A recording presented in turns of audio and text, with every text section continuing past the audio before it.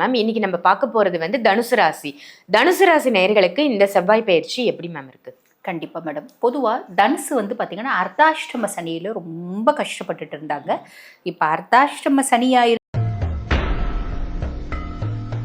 இவ்வளோ நாளா எனக்கு பயங்கர டென்ஷன் வந்து பாத்தீங்கன்னா என்னோட பாய் ஃப்ரெண்டு தான் கொடுத்துருந்தான். என்னை வந்து பாத்தீங்கன்னா தெரியாம லவ் பண்ணிட்டேன். அவன் வேண்டான்ற மாதிரி விலகிட்டேன். ஏன்னா எங்க வீட்டில் அக்செப்ட் பண்ணல. குடும்ப சொத்து ஒன்று இருக்குங்க. இவ்வளோ நாள் அந்த குடும்ப சொத்து வரணும் அப்படின்னு கோர்ட்டில் கேஸ் போட்டிருந்தோங்க. ஜட்ஜ்மெண்ட் ஃபேவராக வரவே இல்லை. நிறைய பேருக்கு இந்த காலகட்டம் ஜட்ஜ்மெண்ட். அதே மாதிரி குழந்தைங்களுக்கு மருத்துவ செலவு நிறைய இருந்து வந்துச்சுங்க. குழந்தைங்களுக்கு ஹெல்த் இஷ்யூஸ் நிறைய இருந்துச்சு. அதில் ஒரு முன்னேற்றம் அப்படின்றது வரும். குழந்தை பிராப்தமே இல்லைங்க. மருத்துவத்தினால குழந்தை பிராப்தம் வரதுக்கான வாய்ப்பு உண்டு.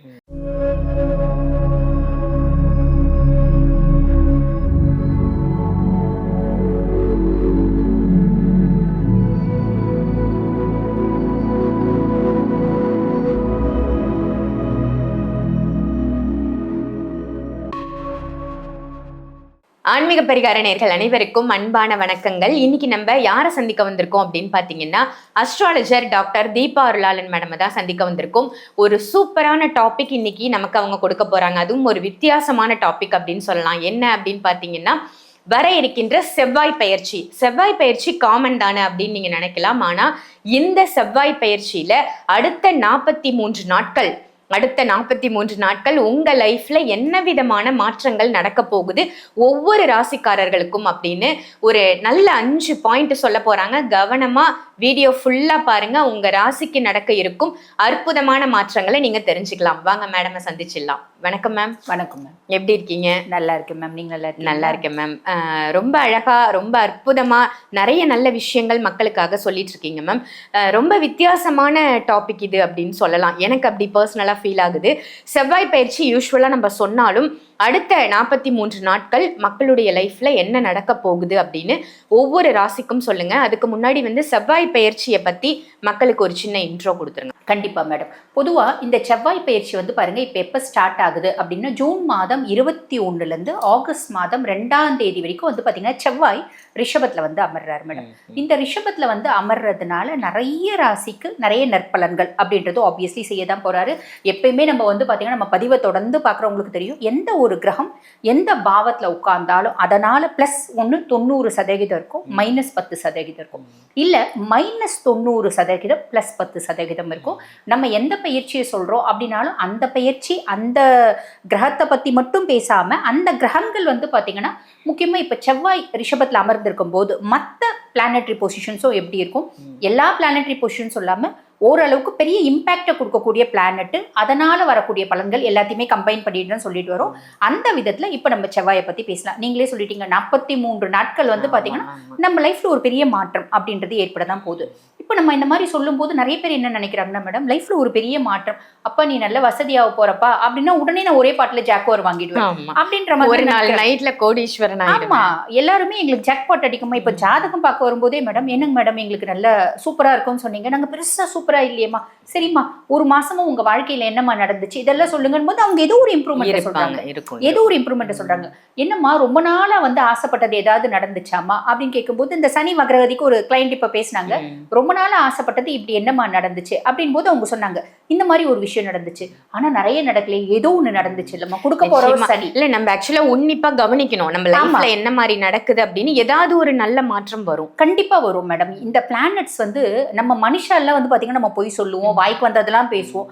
பிளானட்ஸ் வந்து பொய் சொல்றது இல்லை. அதே மாதிரி ஒரு நம்ம சனி வக்ரம் பேசும்போதும் ஒரு கமெண்ட் கொடுத்திருந்தாங்க, சனி வக்ரகதி அடைகிறாரு சனிக்கு தெரியுமா அப்படின்னு. இப்படிலாம் யோசிக்கிறாங்க, சனிக்கு தெரியுமா இந்த விஷயம் அப்படின்னு கேட்டிருந்தாங்க. நான் அதை சொன்னேன், சனிக்கும் தெரியும் உனக்கும் தெரியப்படுத்துவாருமா, கவலைப்படாதீங்க அப்படின்னு நான் திருப்பி வந்து தெரியப்படுத்துறதுக்கு தான் எங்களை மாதிரி அஸ்ட்ராலஜர்ஸ் இருக்காங்க. இல்ல மேடம், இது வந்து பாத்தீங்கன்னா ஒரு எப்படி சொல்றது ஒரு ஆஸ்பீஷியஸான விஷயம். நாங்க வந்து பாத்தீங்கன்னா ரொம்ப கஷ்டப்பட்டு தான் கணிச்சு இதெல்லாம் சொல்றோம். அதுக்கும் மேல பிளானட்டரி பொசிஷன்ஸ்லாம் வச்சு சொல்றோம். கிண்டல் அடிக்கிறதுக்கும் கேலி கூத்து அடிக்கிறதுக்கும் சனி கிட்ட கிண்டல் அடிக்கிறேன்னா நான் அதுக்கு திருப்பி கிளீனா சொல்லியிருந்தேன். உனக்கு வந்து தெரியப்படுத்துவாருமா, கவலைப்படாதீங்க இல்ல அப்படின்னு. காத்து அடிக்குதுன்னா காத்து எங்க அடிக்குது எங்க இருக்குன்ற மாதிரி அந்த மாதிரி இருக்கு. அப்ப வந்து என்னன்னா மேடம், உள்ளத உள்ளபடியே நம்ம சொல்றோம். அதுக்கு மேல நல்லது நடக்கும்னா இவ்வளவு நீ எதிர்பார்க்க கூடாது. இவ்வளவு நடந்தாலும் அது நல்லதுதான். எனக்காவே இருந்தாலும் சரி, உங்களுக்காவே இருந்தாலும் சரி. அப்ப கமெண்ட் போடும்போது கொஞ்சம் வந்து பாத்தீங்கன்னா நியாயம் தர்மத்தோட கமெண்ட் போடுங்க, அவ்வளவுதான் சொல்ல முடியும் இல்லைங்களா? உண்மைதான் மேம். நிறைய மக்கள் வந்து நல்ல பாசிட்டிவ் கமெண்ட்ஸும் கொடுக்கறாங்க. இருந்தாலும் இந்த மாதிரி ஒரு சில நெகட்டிவ் கமெண்ட்ஸ் வரதான் 1000 பாசிட்டிவ் வருது அப்படின்னாலும் எங்களுக்கு வந்து பாத்தீங்கன்னா அதுல பெருசா இம்பாக்ட் இருக்காது. ஆனா ஒரு நெகட்டிவ் இந்த மாதிரி கேவலமா பண்றாங்க அப்படின் போது எங்களுக்கு அது ஒரு பெரிய இம்பாக்ட் இருக்கும். ஆனா அவங்களுக்கு நாங்க தேங்க்ஸ் தான் சொல்லணும். எப்படி அப்படின்னா நாங்க இன்னும் பக்குவப்படுறோம், இன்னும் பதப்படுறோம், யோசிக்க வைக்கிறாங்க அப்படின்னு சொல்லலாம். நிச்சயமா உங்களுடைய நல்ல கமெண்ட்ஸும் போடுங்க. இப்ப செவ்வாய் பயிற்சி ஒவ்வொரு ராசிக்கும் நம்ம பார்த்துடலாம் மேம். கண்டிப்பா.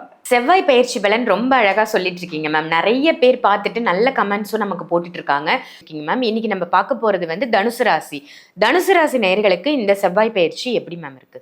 கண்டிப்பா மேடம். பொதுவா தனுசு வந்து பாத்தீங்கன்னா அர்த்தாஷ்டம சனியில ரொம்ப கஷ்டப்பட்டுட்டு இருந்தாங்க. இப்ப அர்த்தாஷ்டம சனியா இருந்து அவர் அப்படியே வந்து பாத்தீங்கன்னா பெரிய லெவலுக்கு எடுத்திருந்தாரு நிறைய தனுசுன்னு சொல்லலாம். காரணம் சுய ஜாதகத்திலே சனி தசையில இருந்திருப்பாங்க, சுய ஜாதகத்திலே பாதகாதிபதியினோட தசையில இருந்திருப்பாங்க, இல்ல அஷ்டமாதிபதியினோட தசையில இருந்திருப்பாங்க. அப்படிப்பட்ட நிறைய தனுசு ராசி அப்படிதான் கஷ்டப்பட்டாங்க. இப்ப அப்படிப்பட்ட அர்த்தாஷ்டம சனி மேல குருனோட பார்வைப்பட்டு சனி ஆல்மோஸ்ட் நல்லிஃபை ஆயிட்டாரு. இது ஒரு பெரிய பிளஸ் மேடம். அது கூட வந்து பாத்தீங்கன்னா இப்ப செவ்வாய் வந்து ரிஷபத்துல அமர்ந்திருக்காரு. ரிஷபம் இவங்களுக்கு 6ஆம் பாவம், ருணரோக சத்ருஸ்தானத்துல செவ்வாய். பொதுவா குருவுக்கு செவ்வாய் நட்பா பகையா அப்படின்னா நட்பு கிரகம். நட்பு கிரகம் வந்து பாத்தீங்கன்னா 6ஆம் பாவத்துல உட்கார்ந்துட்டு இருக்கான். கடனை வந்து பாத்தீங்கன்னா ஏதாவது ஒரு விதத்துல அடைக்கிறதுக்கு செவ்வாய் ஹெல்ப் பண்ணுவோம். அர்த்தாஷ்டம சனி கடனை அடைக்கிறதுக்கு வழியும் வாய்ப்பும் இருக்கா, நம்மளே யோசிக்கிற அளவுக்கு கடனை அடையிறதுக்கான வழியும் வாய்ப்பும் இருக்கு. ஒரு பெரிய பிளஸ் மேடம். அதுக்கும் மேல 5 மற்றும் 12 அதிபன். அப்ப இவங்களுக்கு எந்தெந்த விதத்துல நல்லது வரும் அப்படின்னா ஃபர்ஸ்ட் விஷயம் கடனை அடைக்கிறதுக்கான ஒரு பிராப்தம். அட நீங்க வேறம்மா, எங்களுக்கு பல லட்சம் கடன் இருக்கு, அத்தனையும் அடிச்சிட முடியுமா? இந்த 43 நாள்ல அத்தனையும் அடைக்க முடியாது மேடம். ஏதோ கொஞ்சம் அடைப்பீங்க, எவ்வளவு முடியுதோ அவ்வளவு அடைப்பீங்க. அதுவே பெரிய விஷயம் இல்லையா? இவ்வளவு பெரிய கடன் அடைப்பதற்கு ஒரு வாய்ப்பு கிடைக்குது. அது எனக்கு பல லட்சம் கடன் இருக்குனால சில லட்சமாவது அடைப்பீங்க. அட எனக்கே சில 1000 தம்மா கடன் இருக்கு, முழுசும் அடிச்சிடுவீங்க. அதுக்கான ஒரு பிராப்தத்தை செவ்வாய் ஏற்படுத்தி கொடுப்பாரு அப்படின்னு சொல்லலாம். அதே மாதிரி ஹெல்த் இஷ்யூஸ் எனக்கு ரொம்ப ரொம்ப நாளாக வந்து பார்த்தீங்கன்னா ஒரு குரோனிக் இல்னஸ் இருக்குது. வைத்தியம் பண்ணிகிட்டே இருக்கேன், பெருசாக எனக்கு சாதகமான பலன் வரதுக்கு வாய்ப்பு உண்டு. நான் பெரிய ஹாஸ்பிட்டலில் போய் பார்த்தேங்க. இப்போ பக்கத்தில் இருக்க ஒரு சின்ன ஒரு ஆயுஷ் சென்டரில் தான் போய் பார்த்தேன், பெட்டராக இருக்கு, நல்லா இருக்கு அப்படின்னு சொல்லக்கூடிய ஒரு அமைப்பு மேடம்.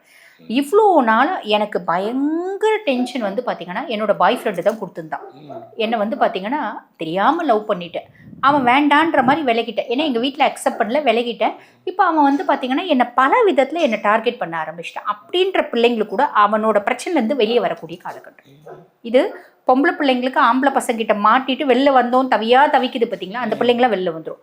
அதே மாதிரி ஆம்பளை பிள்ளைங்க சில பேய் மாதிரி பொம்பளை பிள்ளைங்க இருக்கும், அது பார்த்தா ரொம்ப அழகாக இருக்கும். ஆனால் உள்ளுக்குள்ள குணாதிசயங்கள்ல வந்து பார்த்தீங்கன்னா ஒரு பேய்க்குட்டி மாதிரியே இருக்கும். அந்த மாதிரி பொம்பளை பிள்ளைங்கிட்ட மாட்டியிருந்தாங்கன்னா பசங்க வெளில வரதுக்கான வாய்ப்பு இதெல்லாம் வந்து பார்த்தீங்கன்னா இந்த செவ்வாய் ஏற்படுத்தி கொடுப்பா அப்படின்னு சொல்லலாம். ஆக நோய் இல்லாத, மத்திய வயசு பெரியவங்களுக்குலாம் கடன் இல்லாத, சின்ன சின்ன பிள்ளைங்களே காலேஜ் படிக்கிறதுலே கடன் வாங்கி லவருக்கு செலவு பண்ணிடும். அதெல்லாம் கூட ஏதோ ஒரு விதத்தில் அடைஞ்சிடும். அதுக்கான ஒரு பிராப்தம் இது வந்து பார்த்தீங்கன்னா செவ்வாய் கொடுக்குறது அப்படின்லாம். அதுக்கும் மேலே 5 மற்றும் 12 அதிபன் மேடம். அப்போ பூர்வ புண்ணிய ஸ்தானத்துக்கும் அவன் தான் அதிபன், 12ஆம் பாவத்துக்கும் அவன் தான் அதிபன். எங்களுக்கு குடும்ப சொத்து ஒன்று இருக்குங்க.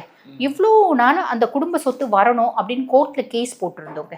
ஜட்ஜ்மெண்ட் ஃபேவராக வரவே இல்லை. நிறைய பேருக்கு இந்த காலகட்டம் ஜட்ஜ்மெண்ட் ஃபேவராக வரும். 5ஆம் பாவத்து அதிபன், அதாவது உனக்கு வந்து பார்த்தீங்கன்னா பூர்வ புண்ணியாதிபதி, பூர்வ புண்ணிய ஸ்தானாதிபதி அந்த சொத்து ரீதியாக பிரச்சனைகள்லாம் கொடுக்கணும் அப்படின்றவன் இப்போ 6ஆம் பாவத்தில் அமரும் போது அந்த சொத்து ரீதியாக இருந்த பிரச்சனைகள்லாம் ஓஞ்சி அதை வந்து பார்த்தீங்கன்னா வியாபாரம் பண்ணி நீ கடன் அடைக்கிறதுக்கான பிராப்தம் உண்டு. புரியுதுல மேடம்? இப்படி வந்து கனெக்ட் ஆகுது. எப்படியோ அந்த கடன் அடைப்பதற்கான சூழல் வந்து நமக்கு அமையும். நீ வந்து ஒரு ப்ராப்பர்ட்டி வாங்கியிருக்க, அது லிட்டிகேஷனில் போய் மாட்டியிருக்கு, வெளியே வர்றதுக்கான காலகட்டம். ஏதோ ஒரு விதத்தில் எவனோ ஒருத்தர் நம்மளுக்கு வந்து பார்த்தீங்கன்னா நம்மளை டார்கெட் பண்ணால் லிட்டிகேஷன் பண்ணுறான். நியாயமாக நான் கொஞ்சம் லோன் கூட போட்டு அந்த ப்ராப்பர்ட்டி வாங்கினப்பா, ஆனால் 50 வருஷம் ஈஸி வாங்கினேன், 50 வருஷத்துக்கு முன்னாடி இருக்கவே எனக்கு உரிமை கொண்டாடுறான் இப்போ அப்படின்னாலும் இந்த மாதிரி நிறைய வந்து பார்த்தீங்கன்னா அதுக்கு ஜாதகம் கேட்கறதுக்கே வராங்க மேடம். நாங்கள் 50 வருஷம் ஈஸி வாங்கினோங்க, அதுக்கு முன்னாடி வந்து பார்த்தீங்கன்னா 3ஆவது கை நாங்கள் வாங்கியிருக்கோம். ஆனால் என் மேலே இப்போ அவன் வந்து பார்த்தீங்கன்னா இது போட்டிருக்கான், கேஸ் ஃபைல். 50 வருஷத்துக்கு முன்னாடி வித்த ஒரு நபர் வித்தவரப்பர்னா அவனோட பேரன் இப்ப போட்டிருப்பான், அவனோட புள்ள இப்ப போட்டிருப்பான், எங்க அப்பா ஏமாத்தி அது அவங்க ஃபேமிலி, அவங்க ஃபேமிலி இப்ப போட்டிருப்பா. அந்த மாதிரி இதை அனுபவிக்கிற தனுசுவா இருந்தா இந்த காலகட்டம் அது தீர்வுக்கு வர்றதுக்கான வாய்ப்பு உண்டு மேடம். அதே மாதிரி குழந்தைங்களுக்கு மருத்துவ செலவு நிறைய இருந்து வந்துச்சுங்க. குழந்தைங்களுக்கு ஹெல்த் இஷ்யூஸ் நிறைய இருந்துச்சு. அதுல ஒரு முன்னேற்றம் அப்படின்றது வரும். குழந்தை பிராப்தமே இல்லைங்க, மருத்துவத்தினால குழந்தை பிராப்தம் வரதுக்கான வாய்ப்பு உண்டு. புள்ள வந்து சொல் பேச்சை சுத்தமாக கேட்க மாட்டேங்குதுங்க. சொல் பேச்சை கேட்குமா எதிர்பார்க்காதீங்கம்மா, இப்பயும் சொல் பேச்சு அது கேட்காது. அப்போ நம்ம இப்போ நிறைய பேருக்கு என்ன தெரியுங்களா மேடம், பிளானட்ஸ் வந்து ஏதாவது ஒரு சாதகமான பொசிஷனில் வந்தாங்கன்னா அந்த பிளானட் ஒரே முட்டை என் பிள்ளையை தங்க கம்பியாக மாற்றிடுவாங்களா அப்படின்னு எதிர்பார்க்குறாங்க. நீ பல வருஷம் பிள்ளைய வந்து இப்படி வந்து நான் நல்லா வளர்த்தோம் அது கெட்டு போகிறதும் உண்டு, நானே பெருசாக கண்டுக்காமல் அது கெட்டு போகிறதும் உண்டு. இல்லை என் புள்ள நல்ல புள்ள தான், எது பேசினாலும் எய்த்து பேசிகிட்டு இருக்கோம், அட்லாஸ்ட் உங்கள் பேச்சை கேட்கும் நல்ல புள்ள அப்படின்னா. அப்போ குழந்தைங்க ரீதியாக இருந்து வந்த சொல் பேச்சு கேட்க மாட்டேங்குது இந்த அப்பாக்கள்லாம் பெருசாக யோசிக்கிறது இல்லை மேடம். அம்மாக்களுக்கு எப்பயுமே வந்து பார்த்திங்கன்னா பிள்ளைங்களை தன்னோட முந்தானிலேயே முடிச்சு வச்சுருக்கணும்னு நினைக்கிறாங்க. என் புள்ள வந்து எப்பயுமே மற்றவங்க என் பிள்ளைய பற்றி பெருமையாக பேசணும் அப்படின்லாம் ஆசைப்படுறாங்க. மனுஷங்க எப்பயுமே ரியாக்ட் பண்ண தானே மேடம் செய்வாங்க. அப்போ குழந்தைங்களும் வந்து அதுங்களோட கோவத்தை டென்ஷனும் உங்ககிட்ட காமிக்க தான் செய்யும். விட்டு கொடுத்து போயிட்டீங்க அப்படின்னா பிரச்சனை இல்லை. முழுசும் உங்கள் பேச்சே குழந்தை கேட்கணும் அப்படின்னு நினைக்கிறத விட குழந்தைங்க பேச்சையும் நீங்கள் கொஞ்சம் கேட்டுக்கோங்க, நல்லது அப்படின்னு சொல்லலாம். 12ஆம் பாவத்துக்கும் அதிபன் அப்படின்றதுனால 12ஆம் பாவம் அப்படின்றதுனால பரதேசம் மேடம், வெளிநாடு வெளியூர் வெளி மாநிலம் போகிறதுக்கான வாய்ப்பு உண்டு. தனுசை பொறுத்த வரைக்கும் அங்கே போய் பிஸ்னஸ் ஸ்டார்ட் அப் பண்ணுறதுக்கான வாய்ப்பு உண்டு. ஒரு சுப விரயம், பூமி சார்ந்த ஒரு சுப விரயம், ஒரு ஃபார்ம் செட்டப் பண்ணுறது, ஒரு கேட்டில் செட்டப் பண்ணுறது, ஒரு பூமி சார்ந்த ஒரு இன்வெஸ்ட்மெண்ட் பண்ணுறது, இதுக்கெல்லாம் பிராப்தம் உண்டு மேடம். Super ma'am. ரொம்ப சிறப்பா இந்த தனுசு ராசிக்கு செவ்வாய் பயிற்சி அடுத்த 43 நாட்கள் என்ன பலன் கொடுக்க போகுது அப்படின்னு சொன்னீங்க மேம். நன்றி. நன்றி. இந்த பதிவு உங்க எல்லாருக்கும் பயனுள்ள பதிவா அமைஞ்சிருக்கும் அப்படின்னு நினைக்கிறேன். கண்டிப்பா இந்த பதிவை மற்ற ராசி நேயர்களுக்கும் ஷேர் பண்ணுங்க. மறக்காம ஆன்மீக பரிகாரம் நம்ம சேனலை சப்ஸ்கிரைப் பண்ணிக்கோங்க. அதே மாதிரி அஸ்ட்ராலஜர் டாக்டர் தீபா அருளாளன் மேம் கிட்ட நீங்க அஸ்ட்ராலஜி பார்க்கணும், ஜாதகம் பார்க்கணும் அப்படின்னு நினைச்சீங்கன்னா வீடியோல தெரியிற நம்பருக்கு கால் பண்ணி அப்பாயின்மெண்ட் வாங்கி நீங்க சென்னையிலேயே உங்களுடைய ஜாதகத்தை ரொம்ப அழகா பார்த்துக்கலாம். இல்ல நான் வெளிநாட்டுல இருக்கேன், வெளி மாநிலத்துல இருக்கேன் அப்படின்னா ஆன்லைன் கன்சல்டேஷனும் எடுத்துக்கலாம். இதே மாதிரி வேற ஒரு நல்ல நிகழ்ச்சியில உங்க எல்லாரையும் சந்திக்கின்றேன். நன்றி, வணக்கம்.